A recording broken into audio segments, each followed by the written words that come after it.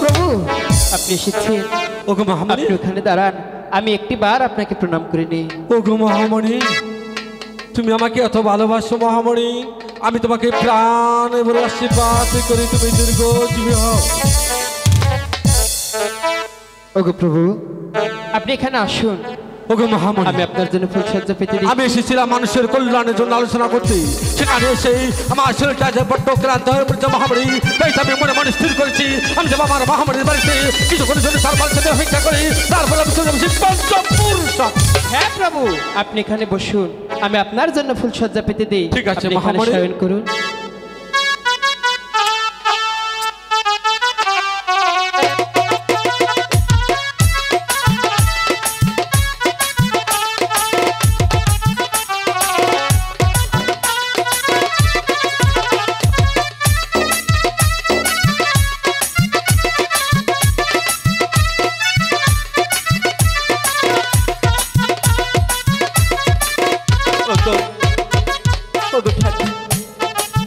ওগো তোমরা এ বাড়িতে কে আছো? আমাকে একটু জল দাও, আমার যে জল পিপাসা, প্রাণটা ফেটে যাচ্ছে। ওগো একি কেউ তো সারা শব্দ করছে না। একই শিব ঠাকুর, তুমি না বলেছিলে যে আমি ফুলমতির বাড়িতে যাই না, আজ যে আমি তোমাকে হাতে নাতে ধরতে পারছি। ওগো পার্বতী, আমি যে তোমার কথা কিছু বুঝতে পারছি না, আমি কেন এত নিচে নেমে গেছি? আমি তোমাকে ভাইদান করছি, তুমি আমার কাছে সিঁড়ি করে খুলে বলো কেন আমি এত নিচে নেমে গেছি? আমি এসে যা দেখলাম একেবারে রাধা কৃষ্ণের মিলু। ওগো পার্বতী, তুমি একটা নারী, উনি একটা নারী, একটা নারী হয়ে তুমি আর একটা নারীর বেদনা তুমি বুঝতে পারলে না। তুমি একবার কি জানতে চালে না ওই নারীর সাথে আমার কি সম্পর্ক রয়েছে? ওই নারী কি জিনিস, ওই নারী কি বস্তু, তার সাথে আমার কি মিল রয়েছে? একবার কি তুমি জিজ্ঞাসা করে তুমি সব কথাই বুঝতে পারবে। তাহলে আপনি আগে বলুন ওই মেয়েটি কে? তুমি তার কাছে জিজ্ঞাসা করলে সব কথাই তুমি বুঝতে পারবে। এই মেয়ে, তোমার নাম কি? তোমার কি পরিচয়? আর এই দেবের সাথে তোমার কিসের সম্পর্ক? আমাকে তুমি চিনবে না, আমি যে তোমাদের সেই ছোট্টবেলার মহামণি। এই মহাদেবের সাথে আমার যে সম্পর্ক, পিতা ও কন্যার সাথে যে সম্পর্ক, আমার আর তার সাথে যে সেই সম্পর্ক। আপনি আমার মাতা, তাই আর না জেনে না শুনে আমি যে তোমাকে অপবাদ দিয়েছি, তুমি আমাকে ক্ষমা করে দাও। আপনি আমার কাছে ক্ষমা চাইবেন কেন? আমার গুরুদেব যদি আপনাকে ক্ষমা করে দেয় তবেই যে ক্ষমা পাবেন। ওগো প্রভু, না জেনে না শুনে আপনাকে যে আমি অপবাদ দিয়েছি, আমাকে ক্ষমা করে দিন। আমি ক্ষমা করলেও স্বয়ং ভগবান তোমাকে ক্ষমা করবে না। ওগো পার্বতী, তুমি একবার জানতে ছিলে না ওই নারী কি জিনিস, ওই নারী কি বস্তু? তুমি যখন তোমার ভুল বুঝতে পেরেছো ওই নারীর সাথে আমার কি সম্পর্ক রয়েছে? আমি যে দেবের দেবী মহাদেবী, সারা পৃথিবীর মানুষ আমাকে দেবতা বলে জানি, সবাই আমাকে ঠিকের পাল বুঝতে দেয়, আমি যে সারা মহানন্দ বক্ষণ করি। তুমি যখন তোমার ভুল বুঝতে পেরেছো আমি যে দেবের দেবী মহাদেবী, আমি তোমাকে কি ক্ষমা না করতে পারি? আমি তোমাকে প্রাণ ধরে ক্ষমা করে দিয়েছি। ঠিক আছে,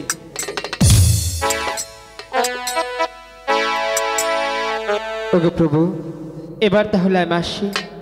ঠিক আছে মহামণি, আমি যে তোমার বাক্য দিয়েছি তুমি যাবে শান্ত হয়ে সেখানে সাধারণ মাঝে তুমি নেই বিছানা ধারণ করবি। আমার বাণী তুমি বুঝে দিবে ভক্তের কানে। বিদায় প্রভু, বিদায় মাতা। ঠিক আছে। ওগো পার্বতী, বলুন তোমার ভুল কি তোমার ভেঙেছে? এখানে আর এক মুহূর্তে বিলম্ব না করি আমি যাবো সেই পঞ্চপুর শহরের উদ্দেশ্যে, তাই তো মনে মনে স্থির করেছি এখন রওনা হবো সেই পঞ্চপুর দিকের উদ্দেশ্যে। যাহাই রাশি বাসা পঞ্চপুর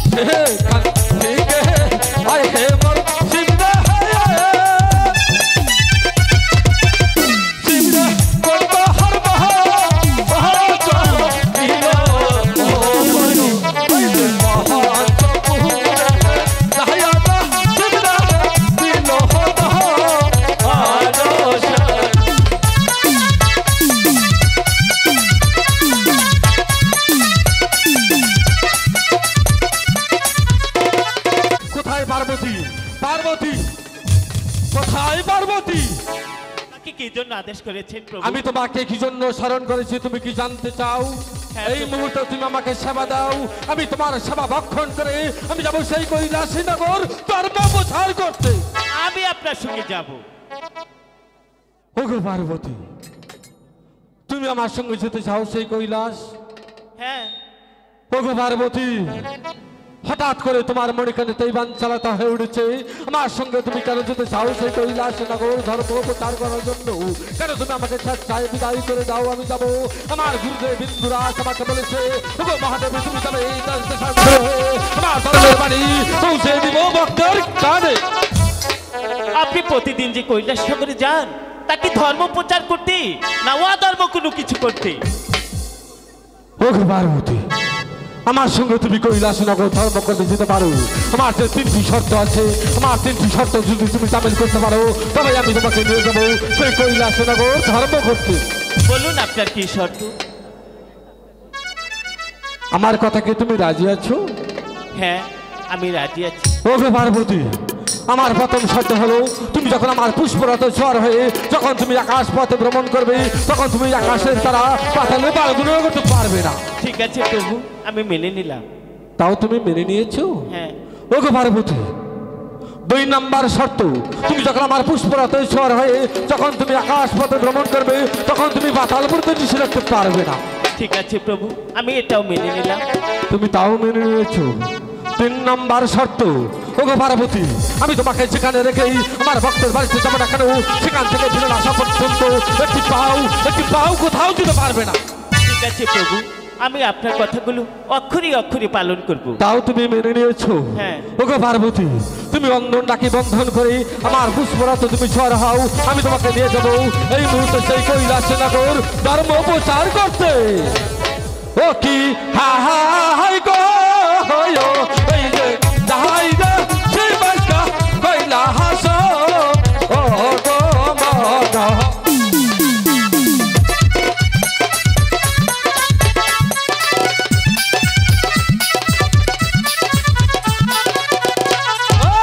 সাহায্য লাগু দিহিয়া মোর শিবরে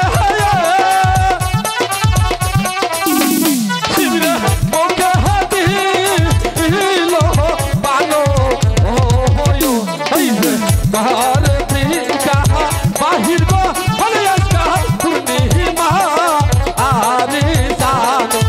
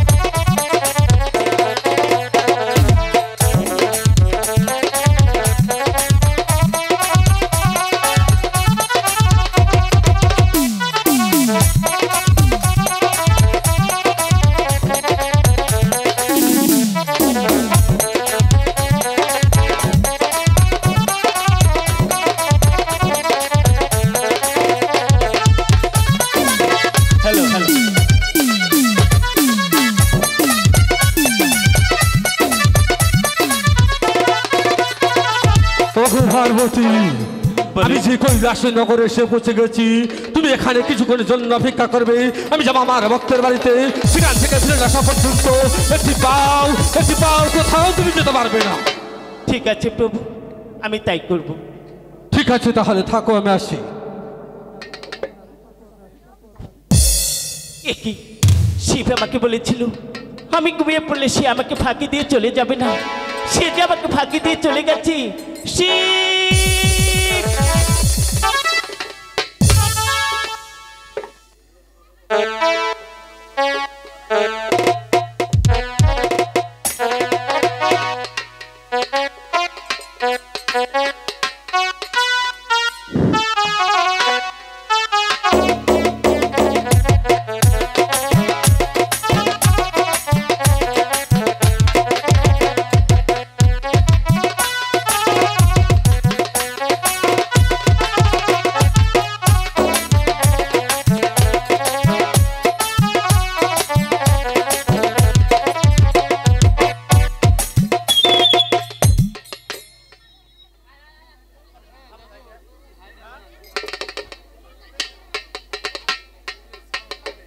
আজ অনেক